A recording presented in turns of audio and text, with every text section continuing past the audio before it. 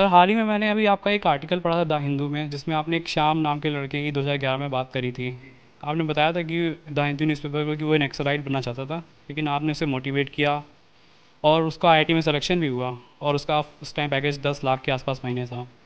Sir यही मैं जानना चाहता हूँ कि कोई बच्चा जो आजकल बच्चे बहुत ज़्यादा भटक रहे हैं, वे गांव में ही नहीं बल्कि शहरों में भी ऐसे लड़के हैं जो गलत डायरेक्शन में जा रहे हैं, उनको सही डायरेक्शन में लाना, सही डायरेक्शन में लाने के बाद उनको लगातार मोटिवेट करना 1 साल तक, तब तक वो सफल नहीं रहते। 1 साल या 2 साल, जो 11th पढ़ रहा है, जो 12th पास कर चुका है, वो दूसरे साल में 1 साल तैयारी कर रहा है।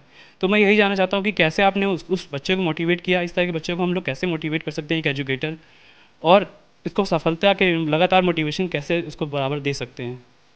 उस बच्चे का नाम है श्याम रतन। बच्चा 9th क्लास की परीक्षा देके आ रहा था उधर से।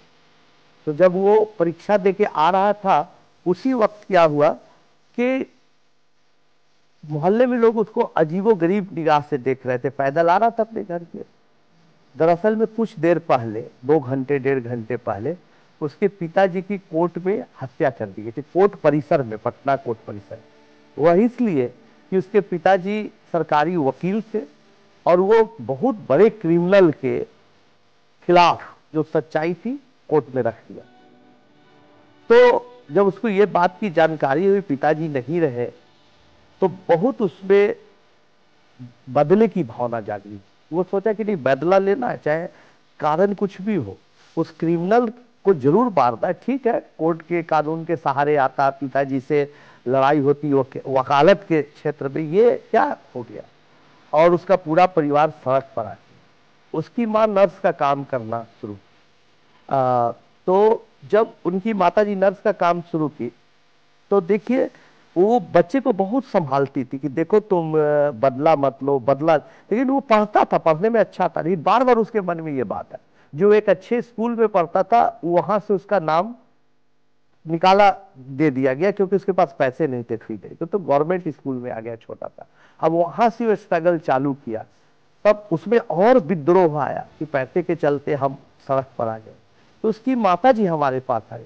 हम लोग उनको शोभा चाची बोलते हैं। वो आई और बोली कि ऐसी ऐसी बात पूरी बताई, रोने लगी। बहुत अच्छी महिला है। और उन्होंने नारी शक्ति का परिचय दिया कि एक महिला इन कठिन परिस्थितियों में भी नर्स का काम शुरू करके कैसे बच्चे को पढ़ा सकती है। करके फिर तो हमारे घर जब वो आई, अपनी पूरी कहानी बताई, तो बच्चे को बहुत समझाया कि दुनिया में सबसे ताकतवर जो हथियार है, बार बार बोलता था हथियार उठा ले, वो शिक्षा का हथियार है। तुम अगर पढ़ जाते हो, अच्छा प्रशासनिक अधिकारी बन जाते हो, तो तुम और लोगों को न्याय दिलवा सकते हो। और तुम एक आदमी को मारकर समाज में परिवर्तन नहीं ला सकते हो। बहुत सारी वारदातें होती है, बहुत गैंग एक दूसरे को मारता है, उससे समाज में परिवर्तन नहीं आता। समझाते समझाते उसको हमने अपने घर में रखा। बहुत बार वो भाग जाता था, लेकिन 6 महीना के अंदर, 5 महीना के अंदर उसके दिमाग में ये बात आ गई कि नहीं, बदला नहीं लेना है, पढ़ना है। और धीरे धीरे पढ़ते पढ़ते वो आईआईटी क्वालिफाई किया। जैसा आपने बताया, अभी उसकी नौकरी बहुत अच्छी लग गई है, अच्छा कमा भी रहा है।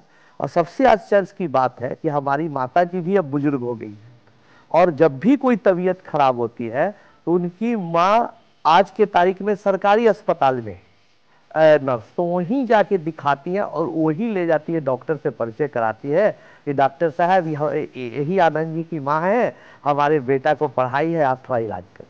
तो प्रेम बना हुआ है। तो मेरा नाम शकील है। अ, वैसे तो बहुत सारी चीज़ों को बच्चों को बड़ा एक प्रोसेस के थ्रू करते हैं, मतलब सारी चीज़ें कि हाँ बच्चा किस तरह से एक प्रोसेस, एक स्टेप बाय स्टेप कर। मेरा छोटा भाई है, वो इंजीनियरिंग, मतलब इंजीनियर बनना चाहता है। उसकी हमेशा से कोशिश रहती है, वो मैथमेटिक्स बहुत मतलब मन लगा के करता है वो, लेकिन वो मतलब उस हिसाब से वो इम्पैक्ट नहीं आ पाता है। तो मतलब मैं ये चाहता हूँ आप कुछ मुझे सजेस्ट करें ताकि मैं उसको मोटिवेट करूँ। वो बहुत मेहनत करता है, लेकिन अभी तो 10th का एग्ज़ाम देगा। तो वो बार बार हमसे बोलता रहता है कि हाँ भाईजान, मतलब किस तरह से करें, हम बहुत कोशिश करते रहते हैं, लेकिन वो उस हिसाब से नहीं कर पाता है। तो आप मुझे सजेस्ट कीजिए कि हाँ मैं उसको किस तरह से मोटिवेट करूँ। होता क्या है कि दो बातें इसमें, एक तो साइंटिफिक चीजें होती हैं कि कैसे बच्चा समझे, और दूसरी चीजें होती है मोटिवेट होना। हमारे देश में मोटिवेशन पर ज्यादा जोर दिया जाता है।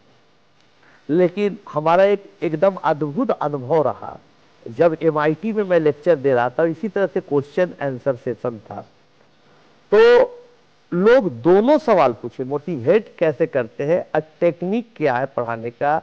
आपका जो MIT में पढ़ाने वाले लोग बहुत हाई क्वालिटी के लोग थे, वो दोनों पर। तो हमको आपको सबको चाहिए कि जो बच्चे को आगे बढ़ाना है दोनों स्तर पर मोटिवेट है। एक तो आप श्याम रतन जैसे बच्चों की कहानी पढ़ने के लिए दीजिए कि देखिए अब वो बच्चा उस परिस्थिति से आगे निकल के आज यहाँ पर पहुंचा है, तो उससे बच्चे मोटिवेट होते हैं। उसको पूरे वर्ल्ड में अच्छा इंजीनियरिंग का काम करने वाला कौन लोग है, वो क्या बदलाव लाया समाज में, उसको दिखाइए। तो बिल गेट्स भी कंप्यूटर इंजीनियर थे, और भी कई लोग यहाँ पर नारायण मूर्ति साहब भी हमारे कंप्यूटर साइंस पढ़े थे IIT कानपुर से। ये सब उदाहरण दिखाइए कि एक इंजीनियर देश में कितना बड़ा बदलाव ला सकता है। तो उनके तो बच्चे के मन में जो हीरो बनेगा वो फिल्म का हीरो नहीं बनेगा, क्रिकेटर नहीं बनेगा, उसके मन में इंजीनियर एक हीरो बनेगा।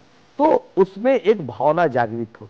अब टेक्निकली उसे साउंड करने के लिए दी बेस्ट है कि बच्चे को कहा जाए कि आप सवाल को बनाने से ज्यादा थ्योरी पर ध्यान, विषय को समझिए। अगर आप ट्रायंगल पढ़ रहे हैं तो उसके प्रॉपर्टी को देखिए। अभी जैसे हमने बताया उसका हाउ एंड व्हाई जानिए क्यों है। अब उस फार्मूले के आधार पर हम एक प्रॉब्लम को बनाते हैं, तो क्या उस सवाल को बनाने का कोई दूसरा तरीका है सोचने के लिए प्रेरित किया जाए बच्चे को? क्या तीसरा और चौथा तरीका है उस सवाल को बनाने के लिए? तो ऐसा सोचते सोचते बच्चों में सोचने की क्षमता भी जागृत होगी और इच्छा भी जागृत होगी। तो जो जितना सोचता है, हमारा अपना मानना है, जैसे आप लोग जर्नलिस्ट हैं, तो अगर आप सुबह उठते हैं और सुबह उठते ही आपके दिमाग में ये बात आती है कि अच्छा आज क्या नया लिखना है शाम को, दिन भर चलते रहता है। अगर आप सड़क पर भी कुछ देखते हैं तो उसमें देखिए ना, इसमें आइडिया नहीं आया आज। टीवी पर कुछ खबर देखा ना, इससे भी आइडिया नहीं आया। अगर ये मन में चलता है तो रात रात तक आपके पास एक अच्छा आइडिया होगा।